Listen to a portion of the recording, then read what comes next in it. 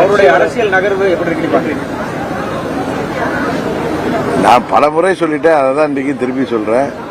ஜனநாயக நாட்டில் அரசியல் கட்சி தொடங்கி மக்களை சந்தித்து தேர்தலை சந்திப்பது எல்லோருக்கும் உள்ள உரிமை. அதன் அடிப்படையில் தான் நடிகர் திரு விஜய் அவர்கள் ஒரு கட்சி ஆரம்பிச்சிருக்காரு. அவர் கொள்கைகளை வெளியிட்டிருக்காரு. ஒரு கட்சியை ஏற்றுக்கொள்வதும் புறம் தள்ளுவதும் எஜமானர்களாக மக்களின் கையில் தான் இருக்கு. அதனால 26 தேர்தல் முடிவுகள் தான் உங்களுடைய கேள்விகளுக்கெல்லாம் பதில் சொல்ல முடியுமே தவிர இன்னொரு கட்சியின் பொதுச் செயலாளரா இன்னொரு கட்சியின் தலைவரா நான் மற்றொரு கட்சியை பற்றி கருத்து சொல்வது நாகரிகமாக இருக்காது. இன்னும் சொல்ல போனா எங்களை விமர்சிக்கின்றவர்களைத்தான் நாங்கள் பதிலுக்கு விமர்சிக்கின்றோமே தவிர நாங்களா போய் எந்த கட்சியும் விமர்சிப்பது கிடையாது. உங்களுக்கு தெரியும், அம்மா மக்கள் முன்னேற்ற கழகம் தோன்றி இந்த 7 ஆண்டுகள்ல வலியக்க போய் யாருடைய கிட்டே சண்டைக்கு போறதில்லை. வந்த சண்டையை நாங்கள் விட மாட்டோம். பிரதான எதிர்கட்சி செயல்பாடுகள் என்னங்க, எதிர்கட்சிகள் ஒற்றுமையா ஒன்று சேர்ந்து ஆளுங்கட்சியை எதிர்க்கிறதுக்கு வாய்ப்பு இருக்கா? உறுதியாக இருக்கு.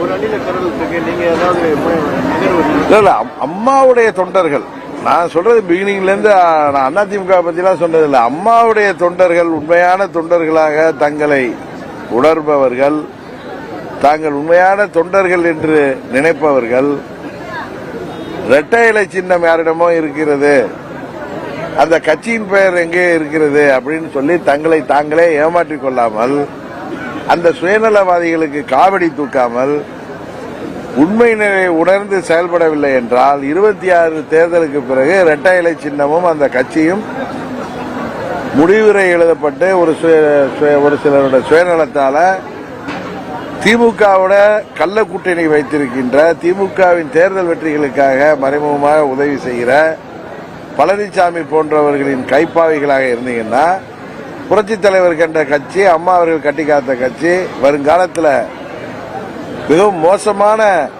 தோல்விகளை சந்திக்கக்கூடிய சூழ்நிலை தான் இருக்கு.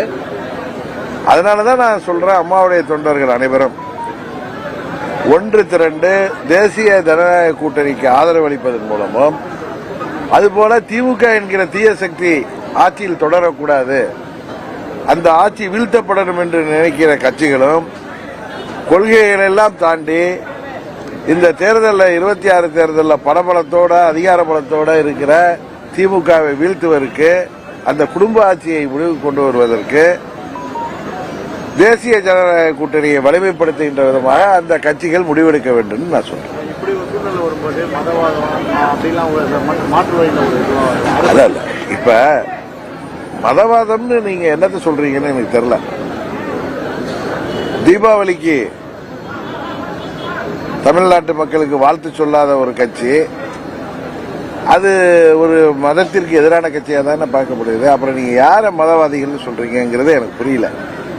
எல்லாவற்றையும் தாண்டி தமிழ்நாட்டு மக்களின் நலன், வருங்கால தலைமுறையின் எதிர்காலம், இதையெல்லாம் மனதில் கொண்டு இந்த திமுக ஆட்சியை வீழ்த்துவதற்கு அனைத்து கட்சிகளும் நல்ல முடிவெடுக்க வேண்டும் என்பதுதான் எனது விருப்பம். எதிர்கட்சியா இருக்கக்கூடிய எடப்பாடி பழனிசாமி மக்கள் நலனில் அக்கறையோட செயல்படுறாரு நினைக்கிறீங்க?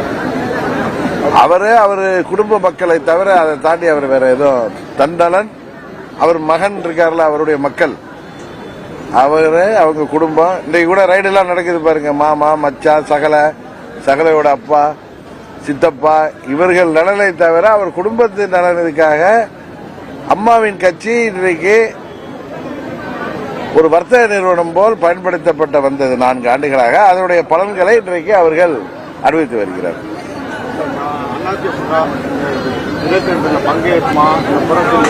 எது யாரு? அது நீங்க அந்த கட்சியை சேர்ந்தவங்கள்ட்ட கேட்கல. எனக்கு கணிப்புலாம் எதுவும் கிடையாது. நான் ஒரு சாதாரணமான ஒரு மனிதன் தான். எல்லாம் தெரிஞ்சு போயிடும். இன்னும் ஒரு வாரம் பொறுத்தீங்கன்னா 15 தெரிஞ்சு போயிடும். 17 தெரிஞ்சிட போகுது.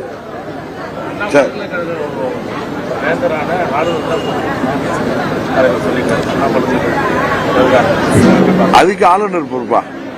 என்ன சொல்றீங்க நீங்க? அண்ணா பல்கலைக்கழகத்துடைய விவகாரத்துல வேந்தரான ஆளுநர் தான் அதுக்குதான் முழு பொறுப்பு அவங்க தான் வகிக்கணும். எந்த விவகாரத்துக்கு? இந்த ஞானசேகரன் விவகாரத்துல ஆளுநர் தான் பொறுப்பு. ஆளுநர் அதுல வந்து இன்னைக்கு அவர் எப்படி தப்பா சொல்லிட்டாருன்னா, யார் பேசுறது? வேல்முருகன் அதாவது ஆளுநர் இதுல சிந்தனை செல்வன் ஏதோ தவறுதலா பேசியிருப்பாரு. ஏன்னா அந்த கூட்டணி இருக்குதுன்னா அவர் பேச வந்தது வேறையா இருக்கும். அவர் என்ன அதான் அவங்க எல்லாம் என்ன பேசியிருக்கணும்னா, ஆளுநர் இதுல தலையிட்டு இந்த தூங்கிக் கொண்டிருக்கின்ற அரசாங்கத்திடமிருந்து தமிழ்நாட்டு பெண்களை பாதுகாக்கணும்னு சொல்லி அவர் நடவடிக்கை எடுக்கணும்னு தான் தமிழ்நாட்டு மக்கள் விருப்பப்படுறாங்க.